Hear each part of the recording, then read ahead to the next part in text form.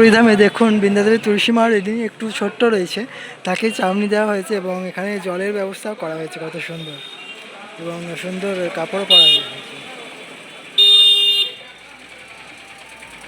জগন্নাথ চকানন, जगन्नाथ चकाने नीलाचल वाले, तू न संभाले तो हमें कौन संभाले, तू न संभाले तो हमें कौन संभाले। मेरी ये नैया है अब तो तेरे हवाले, मेरी ये नैया है अब तो तेरे हवाले, तू न संभाले तो हमें कौन संभाले, तू न संभाले तो हमें कौन संभाले। জয় জগন্নাথ। প্রিয় ভক্ত, আপনাদের সকলকে শ্রীক্ষেত্র পুরুষোত্তম ধাম পুরী থেকে আমরা নতুন ভিডিওতে স্বাগত জানাই। তো আজকে আমরা শ্রীধাম পুরীর প্রথমেই সিদ্ধ বকুলে আপনাদের দর্শন করাতে নিয়ে যাব। আসুন আমাদের সিদ্ধ সঙ্গে। বকুলতলায় এখানে হরিদাস ঠাকুর ভজন করতেন। মহাপ্রভু এই স্থানে আসছেন হরিদাস প্রভুর সঙ্গে সাক্ষাৎ করতে, সাক্ষাৎ করতে।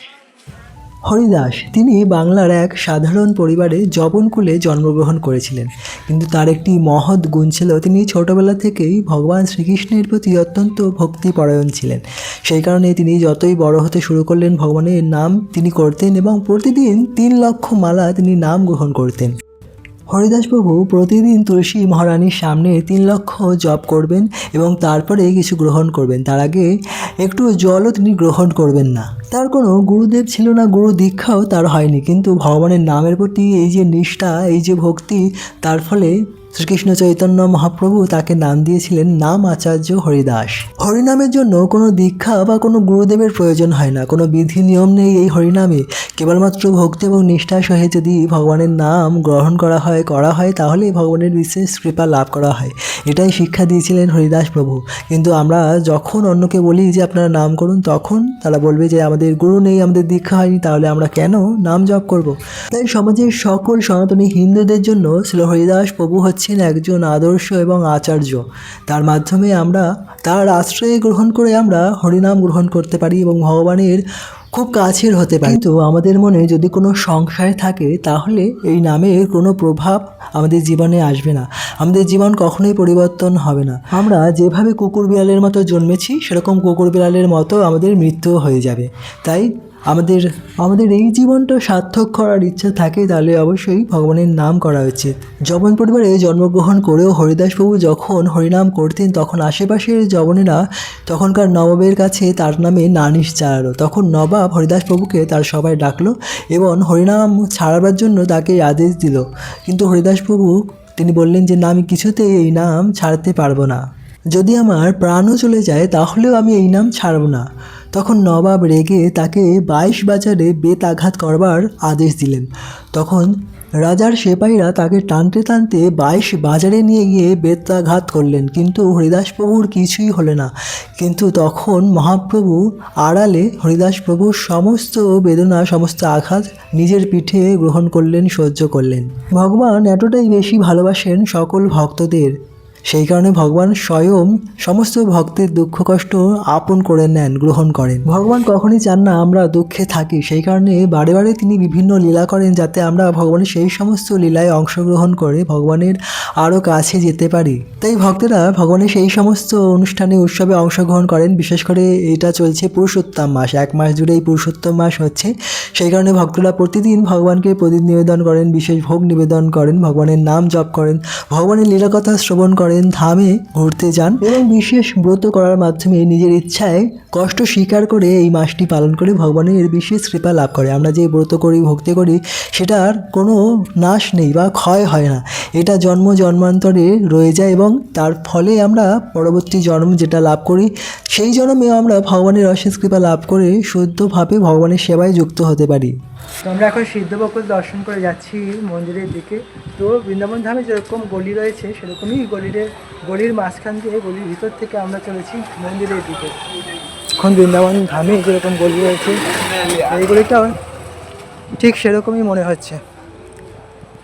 ভগবানের ধাম অভিন্ন, বৃন্দাবন শ্রীক্ষেত্র পুরী অভিন্ন, একই রকমের, কেবলমাত্র লীলা আলাদা রয়েছে। এখানে জগন্নাথ দেব ভোগ গ্রহণ করেন, আর বৃন্দাবন ধামে তিনি রাধা শ্যামসুন্দর এবং সমস্ত গোপিকাদের সঙ্গে লীলাবিলাস করেন। এই হচ্ছে পার্থক্য।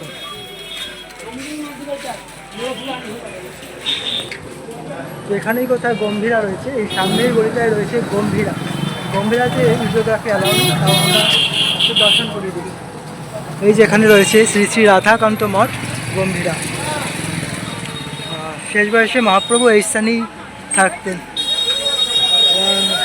রাধাকৃষ্ণের বিরহে সবসময় তিনি ব্যাকুল হয়ে থাকতেন। তো ভিতরে ভিডিওগ্রাফি অ্যালাউ নেই, তো আমরা তো আপনাদের দর্শন করাতে পারবো না, আমরা যাই দর্শন করে আসি। জয় জগন্নাথ।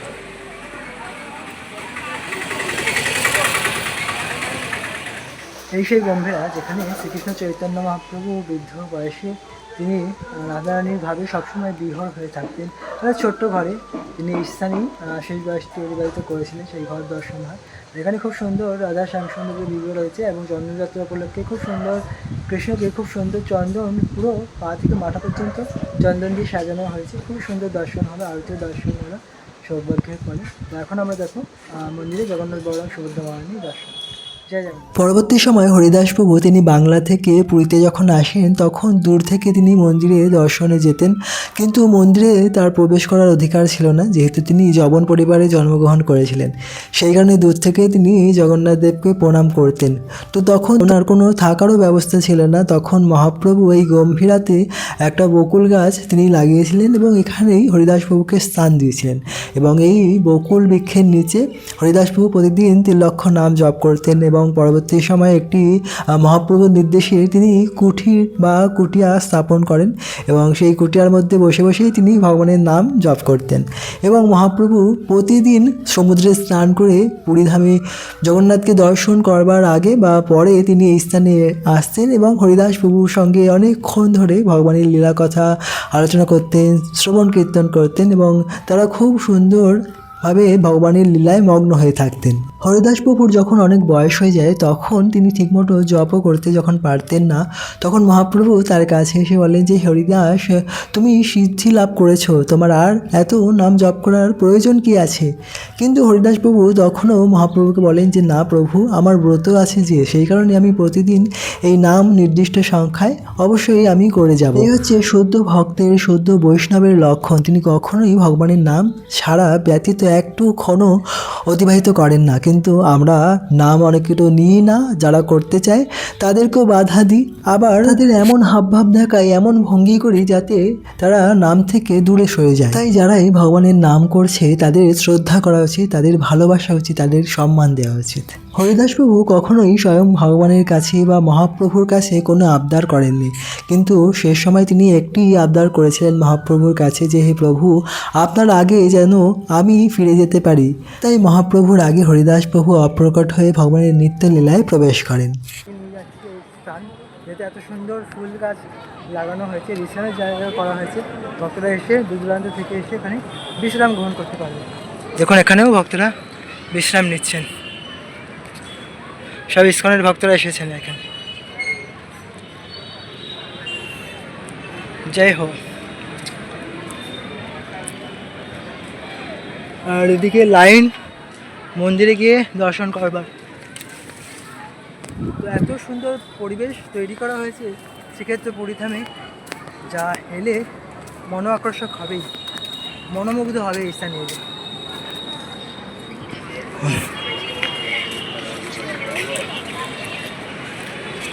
সম্পূর্ণ মন্দিরের চতুর্দিক এভাবেই গাছপালা লাগানো হয়েছে এবং দেখুন মন্দিরে যাওয়ার লাইন, এদিকে একটা লাইন রয়েছে, এদিকেও একটা লাইন রয়েছে, ঠিক আছে, চতুর্দিকে লাইন রয়েছে। কিন্তু লাইন অনেকটা বড়, ভক্তরা কখন গিয়ে যে দর্শন করবে তার ঠিক নেই। তো আমরা ভাবছি কী করব, কারণ এই লাইনে দাঁড়ালে অনেক সময় হয়ে যাবে, বিকাল হয়ে যাবে দর্শন করতে করতে। দেখুন লাইনটা কত বড় হয়ে গিয়েছে,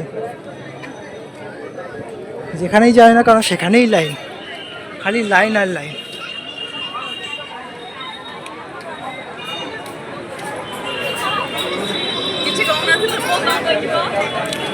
এখানে জলের ব্যবস্থা, শীতল জলের ব্যবস্থা করা হয়েছে, ঠিক আছে। হরি বল, হরে কৃষ্ণ।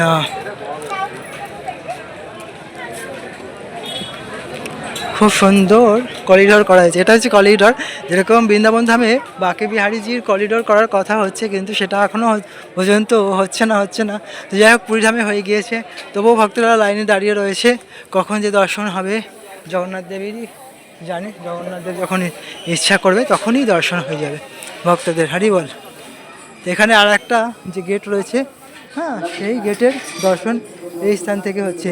এই স্থানটা পুরো ফাঁকা ছিল, আগে এরকম করিডোর ছিল না, এখন এরকম করিডোর হয়েছে। ফ্রি মোবাইল এবং ফ্রি জুতো রাখার ব্যবস্থা হয়ে গিয়েছে এই স্থানে। এটা হচ্ছে বিশেষ নতুন একটি বিষয় জগন্নাথ মন্দিরে হয়েছে। তো মোবাইল ফোন এখানে অ্যালাউ নেই, লিখেছে 1000 টাকা ফাইন। তো যাই হোক, আমরা তো মোবাইল ফোন নিয়ে যাবো না, আমরা যখন দর্শনে যাব তখন তা জমা দিয়েই যাব। তো প্রিয় ভক্ত, এই হচ্ছে আজকের দর্শন। তো আমরা ভাবছি এখন বাজে 3টে, তো যেহেতু বাজে 3টে আমরা আর এখানে লাইনে দাঁড়াবো না, আমরা চলে যাব নরেন্দ্র সরোবরে, সেখানে দেখবো কী অনুষ্ঠান হচ্ছে এবং পরে আমরা জগন্নাথ দেবকে দর্শন করব। আর রাত পর্যন্ত যেহেতু জগন্নাথ দেবের মন্দির খোলা থাকে, যখন আমরা যদি দর্শন করি তাহলে আমরা একটু ঠান্ডার মধ্যে জগন্নাথ দেবের আমরা দর্শন পাবো। তো আমরা এখানে এই ভিডিওটি সমাপ্ত করি, আমরা আবার নরেন্দ্র সরোবর থেকে শুরু করব। বলো জয় জগন্নাথ স্বামী কি জয় হো।